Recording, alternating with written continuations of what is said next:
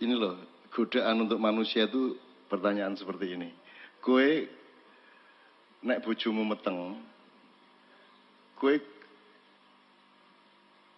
gelem nrimo bayimu sok-sok nek wis cetha rupane apa wis ben wae meteng kok pokoke nek wis lahir lagi kowe ngerti rupane. Apa kowe kudu ngerti rupane sik lagi bojomu kok tengi ngono?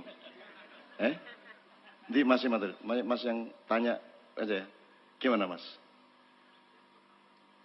Jadi pokoknya sing penting mbuh engko piye rupane penting bojoku meteng ngono lho. Dadi kowe iki aja njaluk saiki sing jenenge ketemu Gusti Allah, masuk ke gelombang sejati iki piye rupane wujude iki aja takon saiki. Apike terus piye? Kowe gare gelem apa ora rono, engko nek kowe takon saiki wujude iya ya, kowe engko kowe gelem gawe lagu nek wis jelas payu, ngono to. Ya aja kowe gelem nyupir taksi nek jelas sing penumpange pira, ngono ayo ora sida nyambut gawe kowe. Jadi ndak usah nanya itu, pokoknya dinikmati aja perjalanannya itu, bukan panennya yang kamu nikmati. Perjalanannya, bentuknya bagaimana tan kinoyo ngopo, tan kino kini laisa kamitsli syai'un. Ngono lho, Dik. Walam nek kowe mengandalkan pengetahuan nganti tekan semono, kowe tidak bisa menikmati tidak tahu. Orang ngerti ki penting ya. Kita tidak ngerti itu penting, jadi bukan hanya ngerti penting itu. Nggak ngerti itu ya penting. Misalnya kamu tidak ngerti persis isi hatinya istrimu. Itu juga penting. Nak gue ngerti persis, mesti pegatan, gue seminggu pegatan. Nak gue krungu tenan, atine kayak ngomong apa. Aku iki sering janjane nek ora tak kuat-kuat ke hatiku ki ya pengen matane akeh wong aku. Lah aku ngerti atine kayak ngomong ngene ngerti, saka mripate aku wis ketara wisan, wis ketok. Dan saya menahan diri jangan sampai saya tahu. Jadi sok-sok kuping tak buntu, meripat tak tutupi. Karena ketidaktahuan itu penting untuk saat yang tepat gitu loh, Dek. Itu piye to kowe iki? Apa kowe iki menempuh karier anggar wis jelas sok-sok aku dadi menteri ngono lah ya ora ta ya. Ya menempuh terus, gitu ya, Dek ya. Cedha ya. Jadi jangan tanya wujudnya nanti gimana kalau sudah ketemu gelombang kita sing kepriye. Wis to lakonono wae. Gitu loh. Iya ya. Ngono ya, Dek ya. Wah, sing nikmat ki lera ngerti kuwi ya. Kowe iki gaple nek langsung dibuka ngene ra lucu. Mergo ditutup kuwi njur ngene. Ngono ah sing penak ki le ngudut kuwi kok malah blek. Lah saiki nek wong wedok ora nggo pakaian kabeh wis ora menarik, seminggu wis bosen. Justru mergo saya brukut kuwi. Kuwi sing marake penuh gairah. Mergo ditutupi kuwi, gitu loh. Ngono ya Beb ya. Oke, terus mungkin tidak satu persatu tapi seingat saya. Jadi misalnya gini, barusan saya tulis beberapa hal. Sorry. Lagi bisa nih aku nyatet ngene iki nggo wong pati soalnya. Sebenarnya 3 gelombang itu simplifikasi saya. Sebenarnya juga tidak 3 gelombang, itu bisa 7 gelombang, bisa 9 gelombang, bisa gelombang tidak terbatas. Itu juga ojo njur dadeki rumus 3 gelombang. Itu untuk memudahkan pada semester 1 ini X, Y, Z. Ngono tok ning janjane nanti ada variabel X aksen, X akar berapa, Y aksen, Y plus, Y min, itu juga ada variabel-variabel. Jadi kalau saya sebut 3 gelombang itu ojo didadekke padatan ya. Itu cuma pintu untuk masuk. Nanti ketika Anda memasukinya, Anda akan menemukan. Itulah sebabnya Allah itu kalau berfirman itu ada 3 macam Bapak. Sampean perhatikan Quran, sampean baca. 1 perintah. Nomor 2 ngandani. Nomor 3 rembuk. Jadi Allah itu ada firman yang sifatnya rembuk. Rembuk ki ora dikandani tenanan kowe. Misale Ashabul Kahfi ki pira ki karo disalah nganti akhir Al-Kahfi ora dikandani.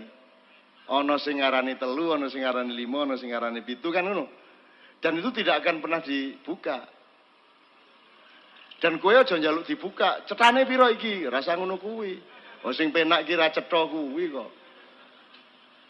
Jadi Anda ini belum mengerti nikmatnya misteri. Tolong dinikmati. Jadi yang kamu maknai itu bukan hanya pengetahuan, ketidaktahuan juga tolong dimaknai. Itu juga indah luar biasa. Dan rumus pemaknaan yang paling tinggi adalah kecerdasan bersyukur. Wong saiki iki ora pinter bersyukur ki apa? Dadi mulane ora indah uripe. Semakin tinggi kecerdasanmu untuk bersyukur, semakin indah hidup ini. Ngono kira-kira. Oh nganti sing paling ora penak wae iso dimaknai dengan rasa syukur dadi indah kok. Tenan kuwi. Kalau kamu nanti punya anak, selesai hidupmu enak. Karena seluruh penderitaan yang kamu alami, kuwi langsung kamu bilang sama Allah, ya Allah, 10 kali lipat dari penderitaan yang sekarang saya alami, saya ikhlas. Cuman saya mohon seluruh penderitaan saya ini untuk membayari kesejahteraan dan kemaslahatan anak-anakku besok-besok. Wis ora apa to menderita dadi ini? Saya kue menderita, saya anakmu bahagia. Nek ana rumus dialektika kaya ngono kan malah apik. Dadi wis ora apa-apa. Mulane seorang ibu akan mengatakan, "Mbok, anakku iki aja lara sing lara aku wae, nek perlu ki lho mripatku peken nang nggar anakku ora lara," kan begitu. Jadi begitu banyak makna hidup yang sebenarnya wis garing gledhiki ya dhewe. Tetapi orang sekarang menyempitkan diri dengan menganggap bahwa yang bermakna itu cuma materi. Gitu loh. Engko nek wis ana materi tenan ya ora iso memaknai, akhirnya ya ora bahagia. Wis entuk duit, bingung, ditransfer nang wong wedok 50. Karena dia tidak mampu memaknai. Omahe gede banget misalnya, dia juga tidak bisa memaknai. Piye karepe omah gede karo omah cilik iki bedane apa? Nek klambimu 20 karo klambimu ming 3 iki bedane apa? Apa ya kuwi nek klambimu 20 sekali pakai 5 rangkep ngono piye? Nah, itu kan soal pemaknaan. Toh akhirnya ya menganggo siji to, Pak. Sing dinggo klambine ya ming siji apa ya nganggo klambi loro lak ya ora. Duwe panganan pira wae iso tuku beras sak ton sedina wong sugih. Ning ya apa kowe arep mbadhok sego sak ton lak ya ora. Nah, kalau orang terjebak pada materi, dia akan kehilangan kenikmatan hidup. Dan itu yang terjadi di Indonesia. Orang berebut cari duit, berebut korupsi, itu pun gagal. Tujuannya materi, tapi tetap gagal tuh Indonesia. Tetap dibilang tertinggal, negara berkembang, negara dunia ketiga. Gagal tuh, padahal tujuannya materi. Nah, aku bilang sama kamu, negara-negara lain, itu tujuannya bukan materi. Maka mereka malah menang soal materi. Sebab energimu entek dinggo golek duit, akhirnya apa jenenge? Untuk pemanaan yang lain kamu sudah kehabisan energi. Misalnya aku sering ngekei contoh, tukang becak iki nggo golek duit kan sedina ora nganti seperempat jam 20 menit. Le becak sedina. Ning le ngentekke energi untuk golek duit lah nek mung pas nyang-nyangan kuwi tok lho. Pak Tengantara pinten Pak, nggih 2.500 Pak. Ah nggih pun 2.750 lah. Lah pas itu tok dia cari duit. Begitu mulai genjot isi batin duit ora. Begitu genjot kan wis mesti entuk duit to. Masa kowe isi mikir duit? Begitu genjot itulah giliran untuk memaknai becak. Alhamdulillah aku iso becak. Ambok sak ampu-ampue wali kota nek wani becak kaya aku totoan driji. Tetep aku sing luwih ampuh mergo aku wani becak, kebanyakan orang ora wani becak. Ya tau gak? Ya tau? Lho kuwi lek makna to. Kabeh wong cak mau jadi presiden. Oh aku ora dadi bisa wani kok pemenang dadi presiden. Ora dadi wani kok. Ora dadi apa-apa ki lho wani, apa meneh dadi apa-apa. Jadi bukan tantangan untuk menjadi apa-apa bagi saya. Yang tantangan adalah orang duwe apa-apa ora dadi apa-apa wani kowe. Kejaman biyen aku karo Habib Anis nang Tayu nang gone Kangmu nang gone Kang Ahmad ning Kudus. Ki yo ngene iki aku ora berubah. Secara karier keduniaan ora tahu berkembang aku. Gitu loh. Ora tahu berkembang. Ndolek duit ora tahu aku. Emoh aku ngelakoni apa-apa dengan tujuan ndolek duit. Kuwi ngremehke Gusti Allah. Yuk kerja wae, kerja. Apa rep iki ana sewan mobil nang Klaten ning 2 dina 2 bengi. Oh iya Cak, wis aku entuk piro, sing nyetir entuk piro ngono. Nyambut gawe wae tak nikmati. Perkara entuk duit piro, lah Gusti Allah sing tanggung jawab nang aku wae. Sak ngel-ngel gawe aku mosok ora tanggung jawab. Ya toh? Emang Allah nggak tanggung jawab. Kok kowe njurung diwangi nyolong-nyolong, kuwi lak ngersula sing gawe kowe. Pisuwe lho kowe bendina karo Gusti Allah. Tujune Gusti Allah doaku nek aku mbok sedina mesu ping 3000. Asu iki rumangsane aku ora kek rezeki wae diwangi nyolong-nyolong. Asu bajingan ngono kan. Bayangke nek aku Gusti Allah mesti misah-misuh kaya bendina. Aku gawe iki tenanan, aku tanggung jawab gitu loh. Aku melindungi, aku kek fasilitas, aku kek rezeki. Wong aku sing gawe. Lah ngono ta ya? Lah kok sing tak gawe iki sing tak ciptake kok ora percaya karo sing gawe.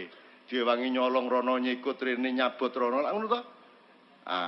Maka sekarang teman-teman sekalian kalau kita kembali ke perjalanan ini Anda di gelombang kedua katakan. Maka Anda berada di sini karena Anda manusia gelombang kedua.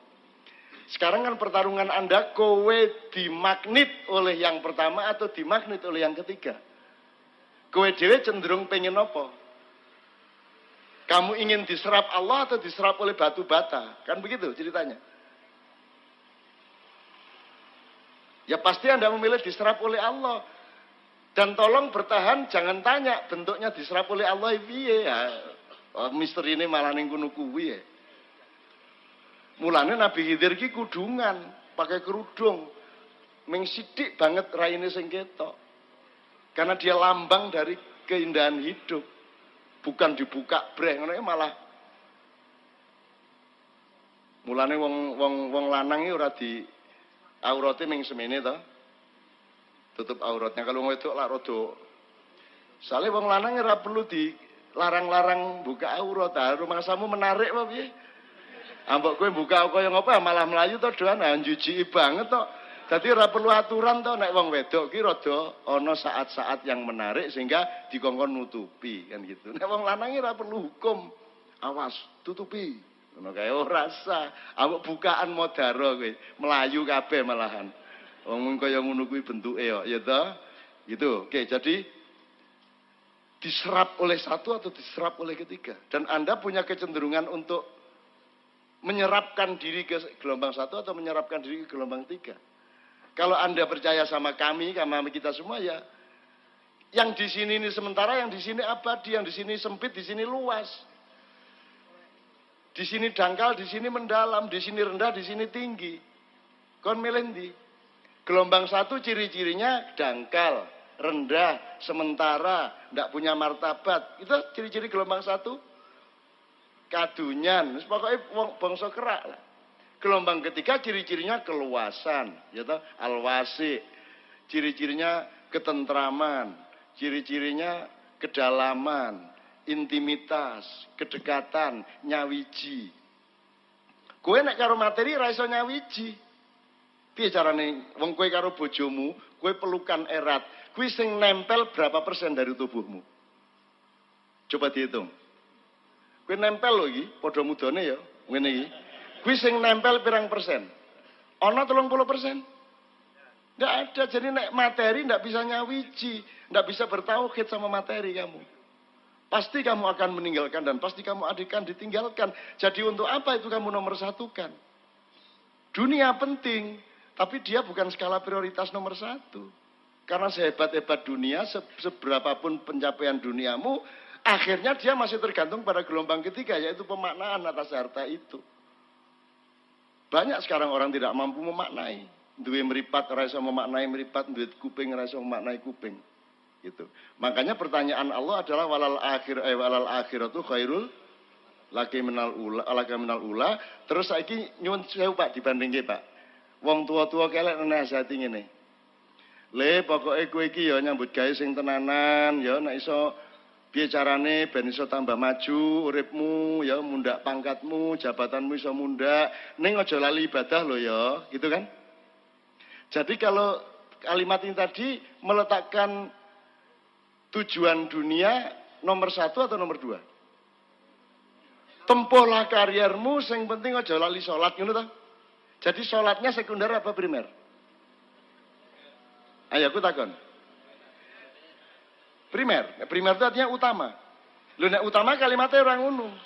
Nek salat ibadah itu primer, le sing penting kowe golek Gusti Allah ya. Ning aja lali nyambut gawe. Ngono kalimatnya. Itu berarti Allah primer, dunya sekunder. Sing ndi sing bener, Mas?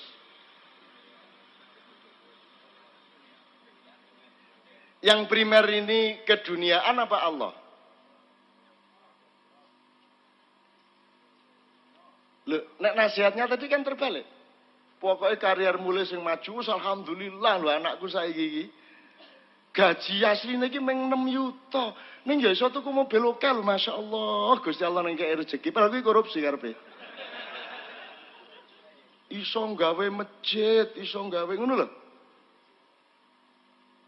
Padahal itu korupsi maksudnya. Dan ibu-ibu bangga. Ya Allah, anakku saiki wis show ning dindi lho, dadi penyanyi dangdut kare karo ngene-ngene sing ngeterke ibune nganggo jilbab, nganggo wiritan ya masyaallah alhamdulillah anakku saiki wis eksis. Wis eksis urung XL. Kan gitu. Piye to wong-wong iki uteke kualik-kualik ini. Nek miturut Allah kan jelas ayatnya wabtaghi fima atakallahu darul akhirah wala tansa nasibaka minad dunya. Itu pedoman, itu metodologi untuk menemukan Allah. Di dalam perjalananmu mencari ujung dari pengembaraan yaitu al-akhirah, yang di situ ada Allah, kamu jangan sampai lupa mencari nafkah. Jangan sampai lupa urusan duniamu. Jadi dunia ki meng aja lali lho meng ngono tok. Yang kita lakukan, bahkan nasihat orang-orang tua kita kan terbalik. Ojo lali ibadah lho, ngono tok to. Dadi ibadah meng sambilan. Akhirnya ibadah dipersembahkan, ibadah kepada Allah dipersembahkan untuk kepentingan dunia. Ya toh, piye carane ben dagangan luwe laris, umroh.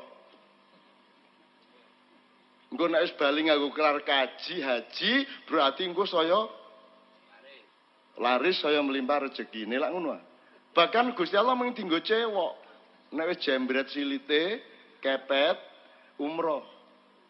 Kepet iki maksudnya nek wis arep konangan KPK, umroh. Kok nek wis mulai terancam dadi terdakwa, umroh. Minimum nang kadipiro. Golek perlindungan, kan begitu. Dan ini akan terjadi terus sampai 3 tahun yang akan datang. Itu teman sekalian. Jadi saiki sak karepmu.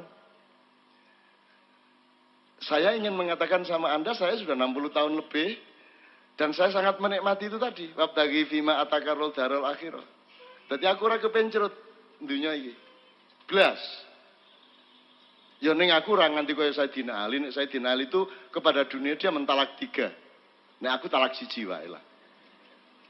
Artinya ya dunya ghurri ghairi laqad talaqtu ka thalathatan. Wahai dunia kamu tidak usah merayu. Kalau kamu merayu carilah yang selain aku. Kamu tidak usah merayu aku karena aku wahai dunia sudah mentalak kamu talak 3. Kata Sayyidina Ali Nagora. Dunia tak rabi ning manut aku. Ora tak talak kowe. Nek kepeksa nek kowe mulai macam-macam karo aku tak talak dunia. Duit nek mulai menjajah aku tak buang. Kan begitu. Apa wae yang semua sifatnya keduniaan tak tinggal nek mulai arep menjajah aku. Apa wae? Media massa 15 tahun saya tinggal. Televisi saya tinggal, tidak mungkin saya siaran televisi. Kalau ada di ADTV Jogja, itu bukan kita siaran di televisi. ADTV ngambil acara seperti ini dimuat. Tapi bukan kita syuting untuk televisi. Karena televisi kalau ngajak kita syuting, mereka yang ngatur. Saya tidak bisa diatur. Aku rasa diatur sopo-sopo. Aku rata taat karo Kanjeng Nabi ora taat aku. Muter aku ya. Cak nu rata taat karo Kanjeng Nabi. Ya ora no. Taat nang Gusti Allah no.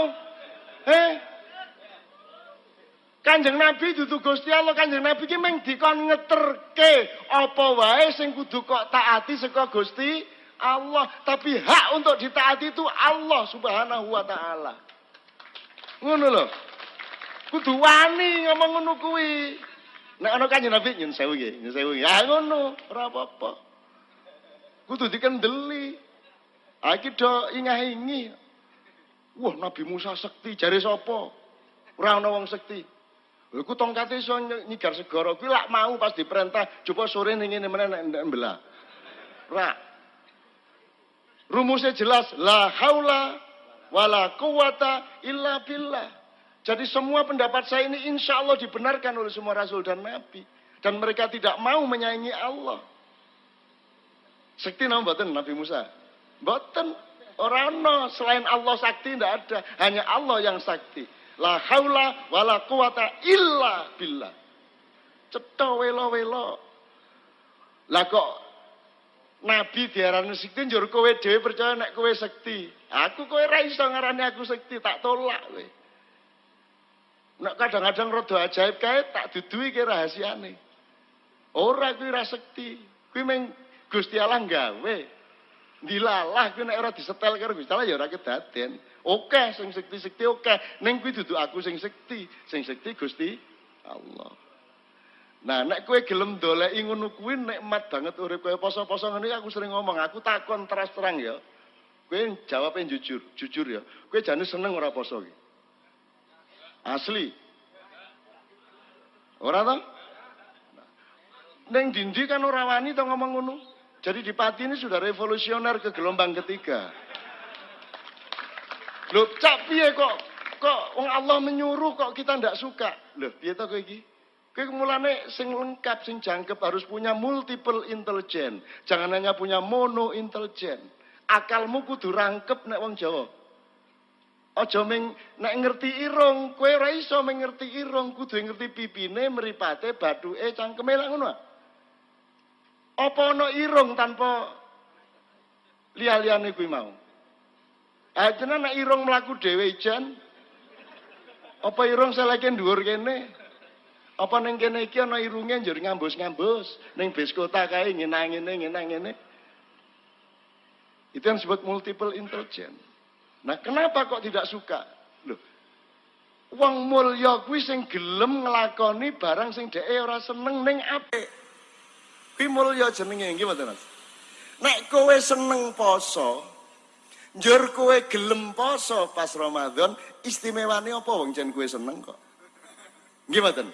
Ning mergo kowe iki asline ra seneng, jenenge menungso isih jasad, kuwi ya mesti seneng badhok, seneng ngombe, seneng ngerokok. Kejaba sing ora. Bab ngerokok ya. Dadi asline lek ora seneng ta poso. Ning kowe dhuwur ganjaranmu mergo kowe gelem nglakoni barang sing jane kowe ora seneng tapi kuwi apik. Itu namanya pendekar. Apa ana tentara seneng perang? Wih, hobi aku nek ora nembak dina ora penak rasane. Anak tentara kaya ngono kuwi ya kan begitu.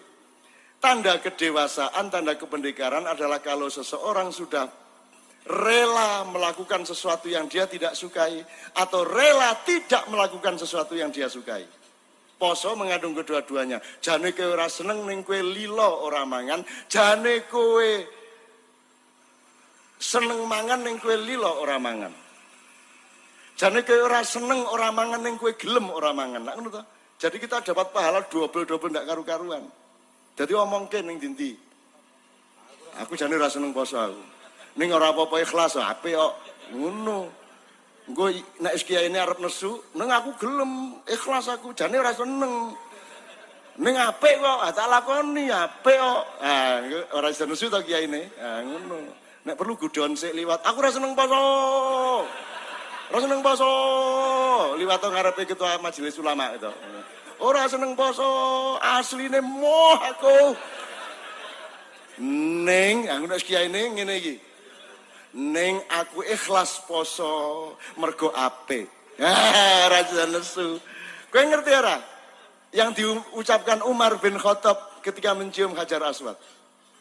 Kalimatnya persis, kalau tidak karena Rasulullah menciummu, aku tidak akan mau menciummu. Tapi karena engkau dicium oleh orang yang aku cintai, maka aku juga menciummu karena aku juga mencintai yang dicintai oleh orang yang aku cintai. Loh, ngono lho. Urip ki. Penak ta kuwi? Ngono. Mulane nek Kanjeng Nabi pakaiane di atas mata kaki, kathokmu kudu congklang. Ngono. Lha iki tenanan, malah sesuk diketok ya. Ketok ya, nek pancen kowe tresno Kanjeng Nabi, Nek dakwah aja nganggo mikrofon, soalnya Kanjeng Nabi ra tau nganggo mic. Ora tau nganggo payon ngene iki, ra tau listrik, ra tau. Kanjeng Nabi nek lunga kaji iki mlaku nunggang unta. Kowe sesuk awas nek kowe nganggo pesawat. Kowe kudu ngelangi kowe liwat Semarang tekan Sumatera, Sri Lanka.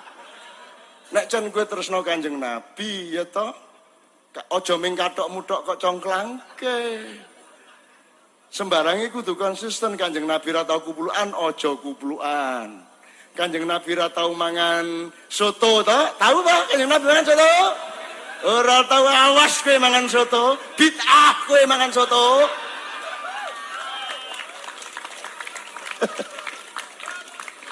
Lah ya bid'ah kok ya ora paham-paham. Bid'ah kuwi mung berlaku di dalam rukun Islam. Di luar rukun Islam tidak ada bid'ah. Rukun Islam ki aja diganti, aja ditambahi, aja dikurangi, rasa bagusi. Sak sehat-sehate awakmu sembahyang subuh ya cukup 2 rakaat, njur aja njur. Aku energiku berlebih ya. Aku nek ora 16 rakaat ra puas aku. Ana meneh iki mau awan-awan mau. Ana bocah iki teko-teko wis magrib iki, Mas kedap kula numpang salat asar, ngono kuwi wis magrib. Lho, ora entuk kuwi. Kita bereaksi gitu, lho ora entuk iki wis magrib kok kowe mosok arep dijamak karo. Tapi Kiai Pekalongan jawab SC, oh alah bocah iki oleh apik. Wis cepet-cepet wis magrib ya isih gelem lho salat asar. Oke, apik ta iki? Apik ta iki reaksine? Apik ta kuwi? Ah perkara kuwi salah kan urusane Gusti Allah. Kan lumayan bocah kuwi wis magrib lho isih gelem salat. Lah iya kae wis jam 11 awan lho ya isih gelem salat subuh. Lho itu kan soal cara berpikir ya Mas. Ya toh? Jadi urip iki ombone ora karu-karuan, ya. Jadi ojo gampang kerengan, ojo gampang nesu, ojo gampang memusyrik-musyrikan orang. Tidak ada kekuasaan dan pengetahuan untuk mengatakan seseorang itu musyrik. Bagaimana caranya tahu? Wong musyrik letaknya dalam pikirannya orang kok. Niatnya apa, yang dituhankan siapa, kan ada di pikirannya dia dan di hati dia. Bagaimana caranya kamu tahu? Apa mergo ngobong menyan terus syirik ngono? Perilaku kayak apa misalnya? Itu syirik. Bagaimana bisa menyimpulkan bakar menyan itu syirik? Kan tergantung niatnya apa. Dan niatnya nih, aku bangane bakar ndasmu, tak bakar menyan wae. Ye, apik ora kuwi? Apik ora kuwi? Loh, yang menjadikan seseorang musyrik atau tidak itu kan kalau dia menuhankan yang selain Allah. Nek ngobong menyan belum merupakan bukti bahwa dia menuhankan selain Allah. Yang bisa membuktikan adalah niat di dalam pikiran dan hatinya. Lah untuk mengetahui niat caranya piye gue? Caranya piye gue? Lah ngecek piye? Mulane itu di luar kekuasaanmu, nyirik-nyirik ke wong, ngafir-ngafir ke wong, kamu tidak punya ilmu, tidak punya pengetahuan, tidak mungkin kamu bisa tahu itu. Wong kafir apa ora iki ra iso. Abu Thalib iki mlebu Islam apa ora iki ra ngerti. Belum pernah secara resmi menyatakan syahadat, tapi nek ning jero atine wis wingi-wingi piye? Yur karo Gusti Allah, lep menengae lep ya. Kita kandhake nek kowe urung sadat ya ben kedo sinau sok-sok. Jadi ada fenomena Abu Thalib pamannya Rasulullah yang dibiarkan misterius, muslim atau tidak. Dan misterius itu diperlukan supaya orang berpikir terus, supaya punya kerendahan hati kan ngono. Jadi ojo gampang-gampang nyimpulke wong. Kafir apa ora kafir piye lemu ngerti. Gitu loh, ora iso kowe ngerti. Nek ngobong menyan lah, ngopo ngobong menyan kok ora entuk?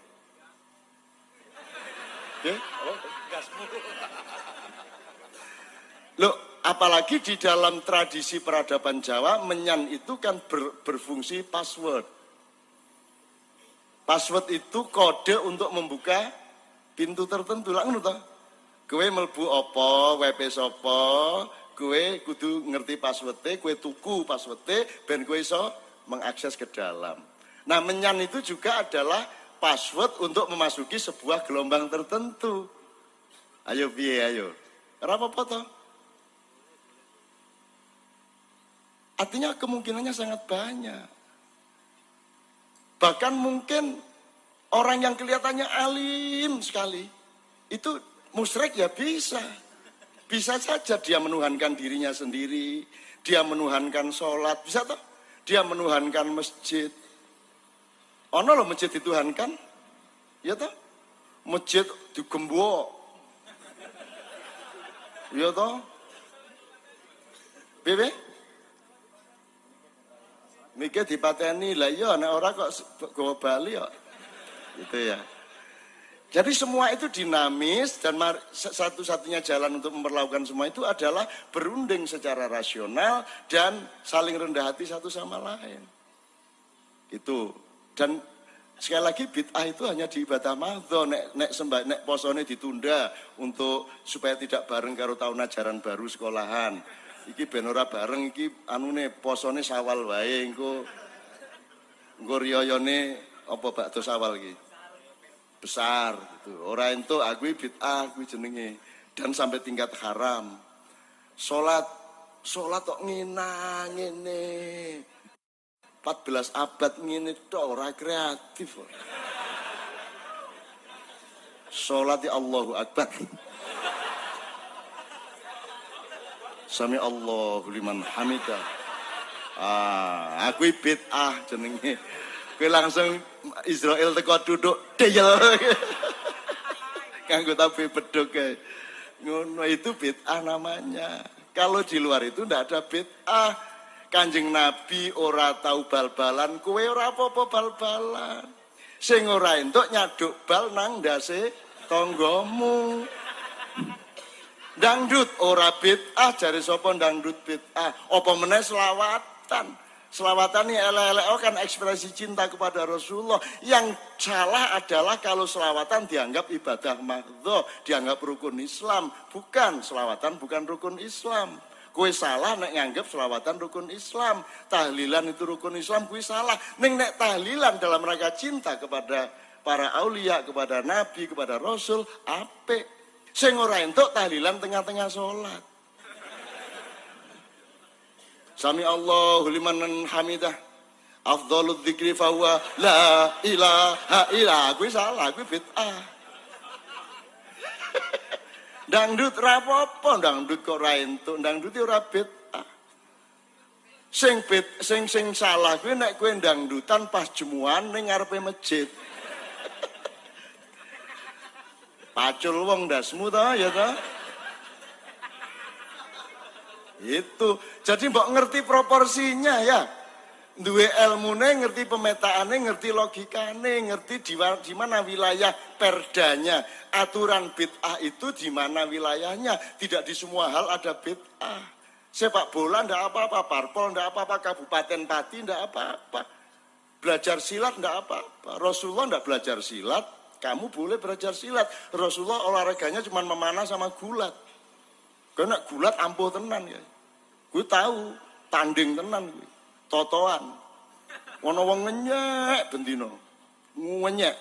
Angger Kanjeng Nabi nang Ka'bah, ning kono wong dodol apa-apa njur Kanjeng Nabi bisiki soal tauhid. Terus bocah kuwi mesti liwat. Tauhid niye. Tauhid.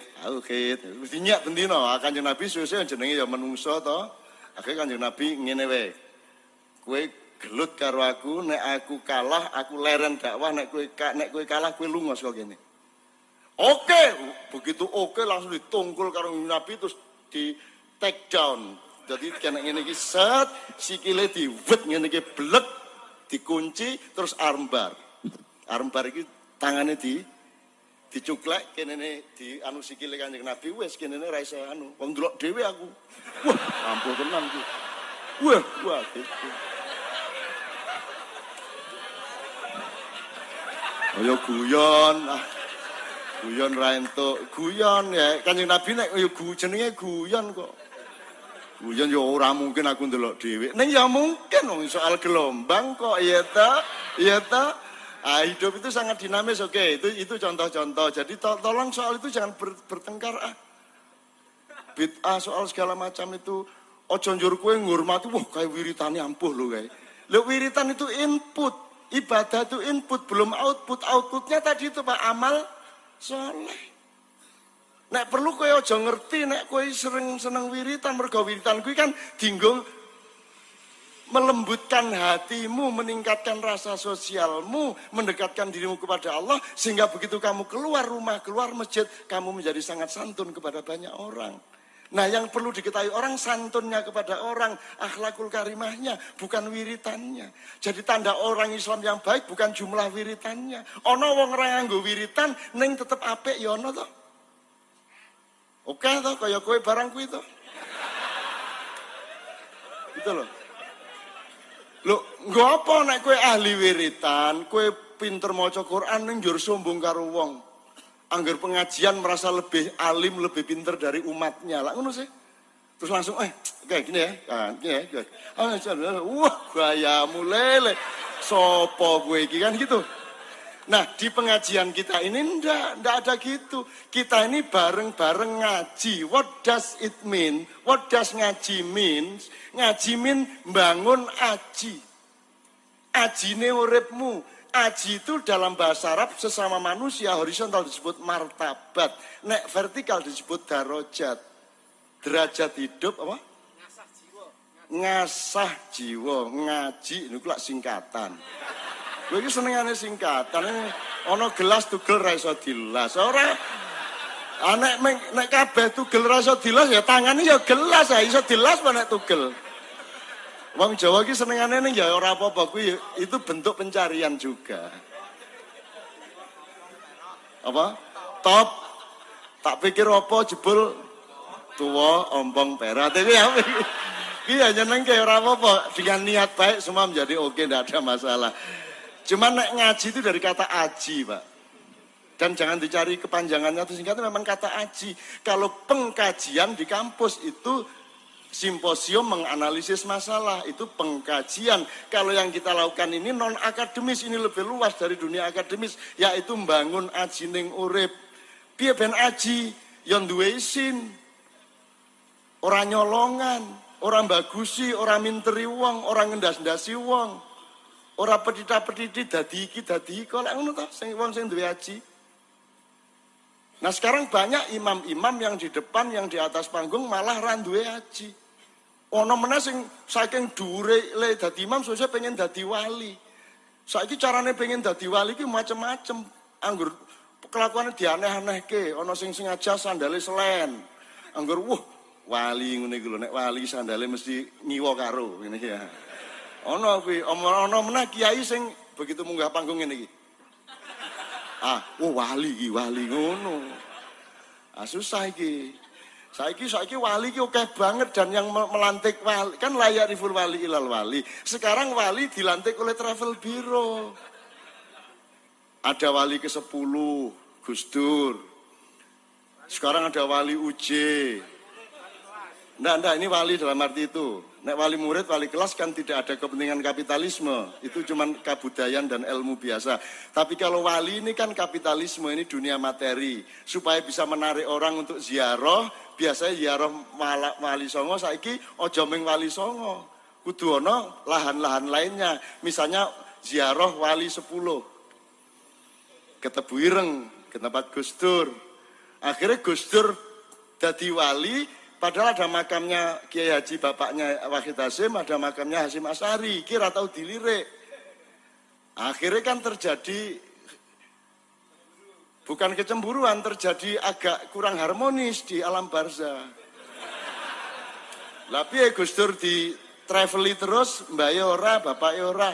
Akhirnya suatu hari ditemenin Sunan Kalijogo, Sunan Ampel, Imam Busiri, bareng Durakman kontene Durakman gitu. Terus Gus Dur diaturi moro wonten dawuh Mbah. Ngene le, kene le. Wali kon saiki ya. Gak kondo-kondo aku nek kon wali. Le mesake Gus Dur to ya. Kalau memang kita menyimpulkan beliau wali, mari kita hormati benar-benar sebagaimana layaknya menghormati para pemegang walayah. Walayah itu sertifikat kewalian. Nek risalah sertifikat kerasulan, nek nubuah sertifikat Kenabian nek khilafah sertifikat Hizbut Tahrir. Jane wae kene kabeh nek wis dipek Hizbut Tahrir ya wis ben ra apa-apa, wis ra apa-apa. Wis kene malah ora dadi khalifah malah ra dosa to ya, malah penak gitu. Nah, mari kita hormati penuh ini kan enggak. Gus Dur diwalikan untuk kepentingan travel. Bisa mempengaruhi banyak orang untuk menyerap duitnya. Jadi sekarang ada wali 10. Kemudian ada wali 9 Jawa Timur. Kan wali kan songo kan Jawa Timur, Jawa Tengah, Jawa Barat. Jawa Barat 1 Sunan Gunung Jati, Jawa Tengahnya Sunan Kudus, Sunan Kalijogo, Sunan Muria. Ya. Ora, Bonang Jawa Timur. Ya, ya. Nah, berarti di Jawa Timur tinggal 5. Tinggal 5. Lah ben jangkep wali songo Jawa Timur goleke 4 meneh. Golek-golek ana Yai Bungkul, ana Sunan Sopo. Dan cara mencari wali yang baru itu tergantung sing gampang rute bise nang ndi. Jadi sing gampang diliwati bis dhek dadi wali. Lah piye kaya ngene iki? Itu yang namanya gelombang kedua diserap oleh gelombang pertama. Gelombang kedua yang seharusnya mengabdi kepada gelombang ketiga, dia malah diserap oleh gelombang pertama. Bahkan dunia gelombang kedua dan ketiga dijadikan komoditas pada gelombang materialisme yang pertama tadi. Itu. Oke, pertanyaan lainnya toh. Supaya tidak berkepanjangan nih soal wali ini nyenengki soalnya.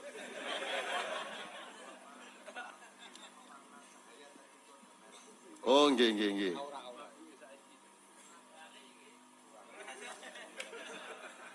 Gini Mas. Piye. Oh nganti sahur. Disediake apa ning kene? Amuk modaro. Atene dodol omah ya. Gini Mas. Sesungguhnya cahaya itu kalau ada warnanya itu separuh objektif, separuh subjektif. Jadi misalnya hantu kui muncul padamu berdasarkan konsep-konsep rupa dan budaya yang ada yang terekam di otakmu. Begitu juga cahaya. Orang Jawa, orang spiritual non-Jawa, para pejalan tasawuf punya konsep masing-masing. Misalnya kalau Jawa warna yang paling tinggi, langit yang tertinggi wungu. Tapi alasannya filosofis. Wong sing wis dhuwur tenan kuwi wong sing wis wungu, ya kuwi tangi. Nah, jadi itu filosofis, dia tidak objektif. Gitu loh. Objektifnya bisa biru muda, bisa ungu, bisa kuning, dan itu tergantung, tidak ada masalah. Karena warna itu bukan fakta warna. Warna itu sesungguhnya adalah modulasi dari gelombangmu dengan gelombang cahaya. Ngerti ora? Jadi jangan bingung dengan ketemunya warna-warna pada Anda. Semua disyukuri. Menurut saya salah satu pemanaan yang pragmatis adalah Anda jangan tidak mensyukuri apapun yang datang ke Anda. Oh saiki ngimpi elek we kok syukuri ya. Ngimpi elek we langsung auzubillahi minasyaitonir rajim, rezeki. Ngono wae, repot-repot. Terus malaikat, "Oh niki pun ajeng cilaka ning ngomongi rezeki niki pripun Gusti?" Wis ora apa-apa kae wis yakin aja wis ana rezeki wae. Ngono akhire. Bener lagi. Lho husnudzan sama Allah lah. Iya ra, ketiban cecak. Ana manuk nelek kena sirahmu, waduh iki ono le langsung rezeki. Ngono wae, Allah kok gitu loh. Kalau husnudzon sama Allah kan Allah terharu. Kan gitu. Kan ada dua cerita. Allah itu nganggur-nganggur pada suatu hari ngomong sama Jibril, "Bril, kayak ono cah loro ning neraka kae kon rene, cah loro sing kae saya harus sing kae." Kon rene. Wah Jibril sing pundi? Kae sing kono kae karo sing kono. Kowe diceluk wong loro terus ngadep Gusti Allah. "Kowe ngopo kok mlebu neraka le?" Kata Allah. Terus orang itu jawab, "Ya Allah, saya mohon ampun selama hidup saya belum pernah berbuat baik. Selalu jelek kelakuan saya." Oh ngono ya pancen nek ngono wis pantes kowe ning neraka. Nek kowe piye le? Ngopo kowe neraka? Wah, kula niku umur kula dawa. Luwih 90 ya Allah. Ning kula niku mboten tahu pisan-pisan taaten jenengane mboten tahu kula. Blas mboten tahu ngono kuwi. Oh dadi kowe ora tahu taat karo aku. Ah nggih pisan mboten. Nah ngono ya sekarang Bali. Allah kan mangkel akhirnya Bali. Nah, wong loro ki reaksinya terhadap perintah Bali, pulang kuwi berbeda. Sing siji sifat kuping, melayu disentak Gusti Allah melayu, sing siji melayu ning gojag-gajeg nolah-noleh ngene. Gusti Allah, ada dua fenomena ini. Ngono ta. Bali rene terus dipanggil lagi, ada dua opsi ini. Kowe ngapa kok melayu sifat kuping? Kula ampun matur, kula niki selama hidup mboten tahu berbuat baik. Lah niki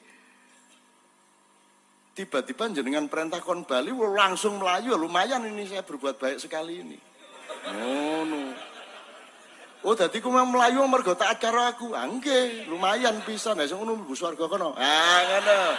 Ngono. Terus sijine meneh, lah kowe ngapa kok gojag-gajeg tolah rono nolah noleh ngiwonengen. Lho kula niki ngeten lho, kula lak mboten tahu taat kalian jenengan. Kula niki karep kula nggih melayu sifat kuping niku kula mikir, aku dikon Bali nang ndi maksude? Pancen aku sekon neraka ning apa ya Gusti Allah sing Maha Baik kuwi ngongkon aku bali nang neraka. Mestine ya ora. Dadi kula niku bingung. Iki kon bali nang swarga apa neraka ya bingung. Dadi kula gojag-gajeg. Kula niki bersangka baik kalian jenengan gitu kate. Oh, terus Allah kowe iki gojag-gajeg kuwi mau mergo sangka baik karo aku. Husnudzon. Nggih, kula husnudzon. Wis nek ngono mlebu swarga kono. Karo-karone mlebu swarga. Jadi sekarang fatwa saya jelas malam hari ini.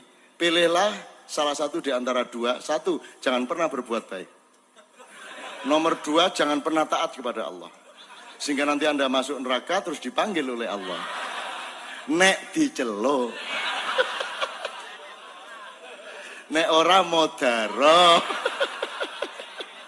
Oke, gitu ya, soal warna ya Pak ya, soal warna itu jangan meminta kepastian jasad karena warna itu kan ono ungu, ono kui kan itu kan juga batas pengetahuan manusia. Rumangsamu warna mingkui ora, warna itu berjuta-juta, bahkan di kamera, di komputer itu kan sekarang disimulkan 16 juta warna. Itu pun masih kurang. Ada warna-warna yang tidak terhingga. Jangankan warna-warna di langit 7, burung saja, semua burung mampu melihat warna yang manusia tidak bisa melihat warna.